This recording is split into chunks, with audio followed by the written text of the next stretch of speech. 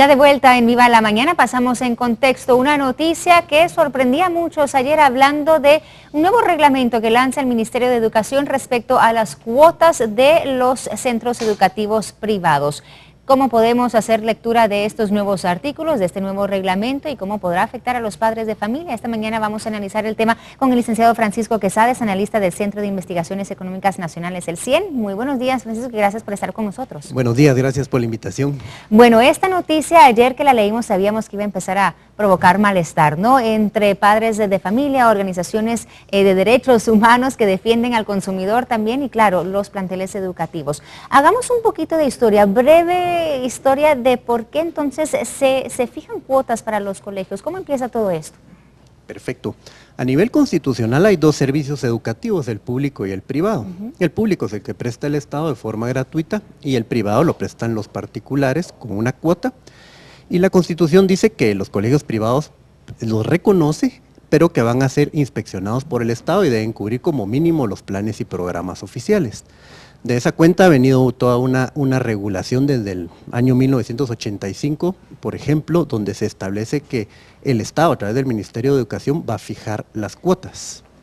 Y también establece que los establecimientos educativos no pueden cobrar más allá de las cuotas fijadas bajo ningún otro concepto. Aunque esto no ha ocurrido, o sea, no ha sido el caso. No ha sido el caso. Desde el año de 1985 ha venido ese esfuerzo en el sentido de controlar las cuotas, en el sentido de que no se cobren otros gastos adicionales.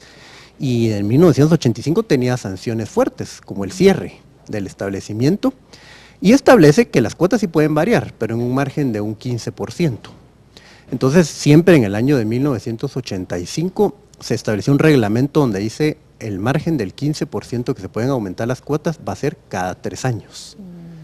Entonces, ha venido toda una discusión larga de toda esa época. Por un lado, los colegios privados que apelan a que haya un sistema libre de cuotas, como decía, los derechos humanos queriendo estabilizarla, los padres de familia queriendo procurar que también estabilizarlas, hasta los mismos temas políticos en el Congreso han estado en total desacuerdo en ese tema. Claro.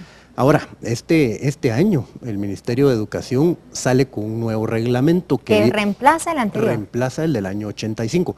No reemplaza la ley, porque hay una ley, hay un reglamento del 85, lo que se reemplaza es el reglamento del 85.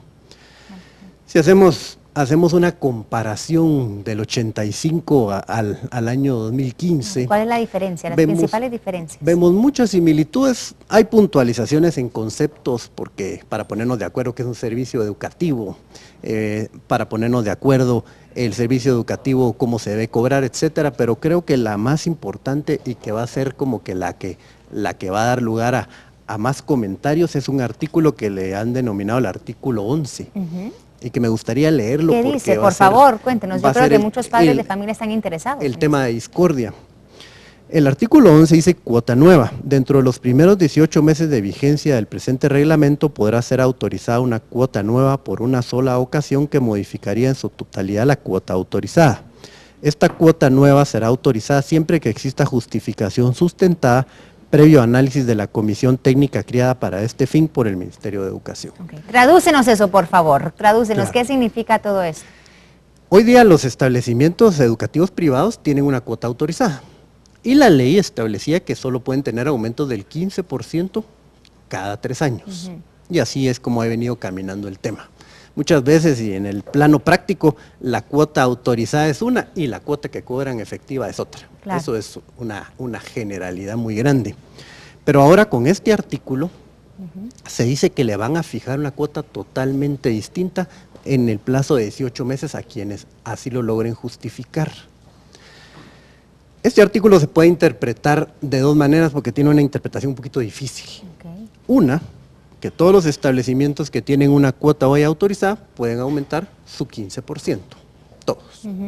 Esa sería como que los establecimientos... En los próximos 18 meses. En los próximos 18 meses lo solicitarían y los establecimientos pues estarían en regla si se les aumenta un 15%.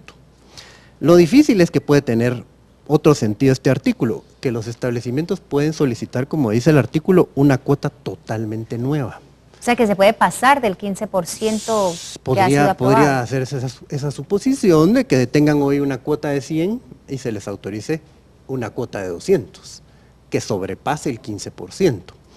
En ese sentido, creo que los establecimientos que así lo soliciten podrían entrar en problemas constitucionales, porque la ley del 85 sigue estableciendo que los aumentos solo van a ser en el orden del 15%. Y eso es ley, claro, y el reglamento no podría ir sobre encima de esta ley. Entonces quedaríamos en un plano de inconstitucionalidad. Entonces, por la redacción del artículo podríamos pensar de dos maneras. La que sería legal y la que sería inconstitucional. Claro. Bueno, hay preocupación, precisamente hoy veíamos noticias de la Procuraduría de Derechos Humanos ya precisamente fijando su postura frente a estos nuevos acuerdos, a este nuevo reglamento, diciendo que va a afectar a muchos padres de familia. Hay muchos padres de familia ahora preocupados con quizá esa avalancha de incremento de precios que podría darse. ¿Ustedes prevén un panorama así? O sea, ¿estarán entonces todos los centros educativos ya haciendo sus trámites para poder aumentar ese 15%?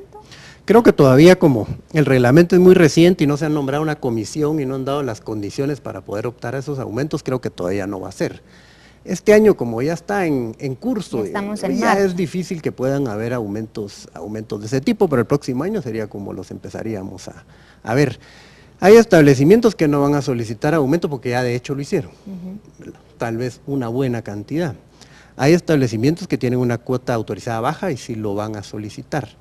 Entonces, eso sí sería de verlo si empieza a haber movimientos en ese sentido, porque hay establecimientos que, como digo, no les ha interesado tener una cuota autorizada porque de hecho han tenido los aumentos, y hay otros establecimientos que sí se rigen mucho por la cuota autorizada.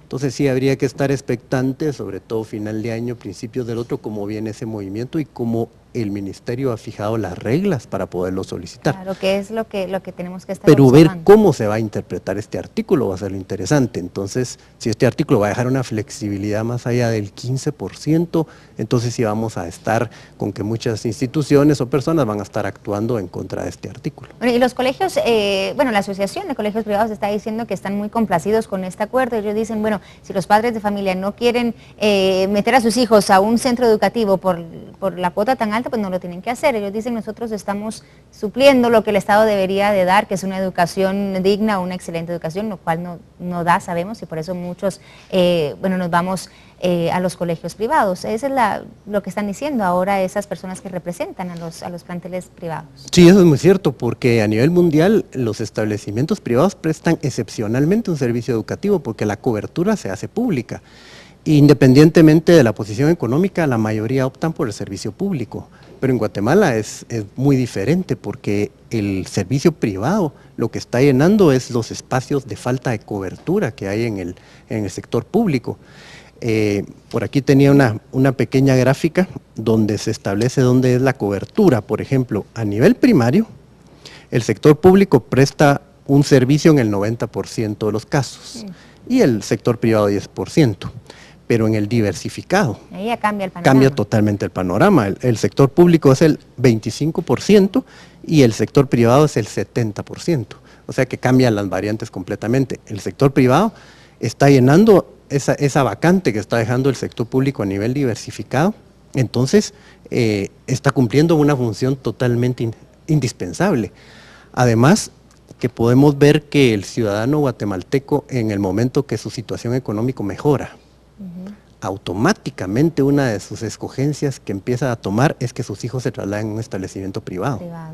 Entonces, lo que está viendo que cuando el guatemalteco tiene la potestad de escoger, porque a veces la pobreza no le permite, pero cuando puede escoger los traslada a un centro privado. ¿Y por qué? Porque el servicio público educativo es muy malo. Entonces, primero lo saca de la salud pública y después lo saca de la educación pública. De la educación pública. Bueno, entonces los efectos, ya para ir resumiendo, Francisco, los estaríamos viendo yo digo mediados o finales de este año, como tú mencionas, y las nuevas colegiaturas del próximo ciclo escolar. Sí, estaremos viendo los efectos en ese plazo y por supuesto la discusión de este artículo se verá inmediatamente en lo que terminan de reaccionar los demás sectores. Claro, y también hay que destacar rápidamente que dentro de este reglamento también se dice a los colegios lo que pueden y no cobrar, los derechos también de los padres de familia, y recordar siempre a las familias que la DIACO también está ahí para lo que pueda servir, ¿no? Para esas denuncias de los establecimientos que podrían estar abusando de estas cuotas o de algún otro cobro irregular.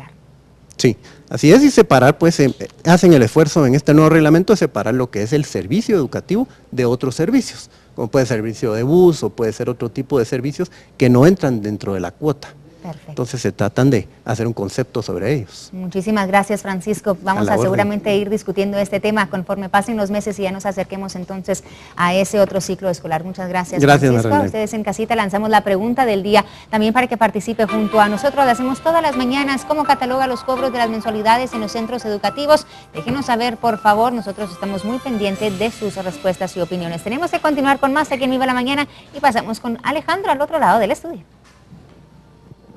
Gracias, María René. Pues sí, estamos aquí de este lado en la terraza platicando, como siempre, de cosas interesantes que pasan en nuestro país, en Ciudad de Guatemala especialmente, y más puntualmente todavía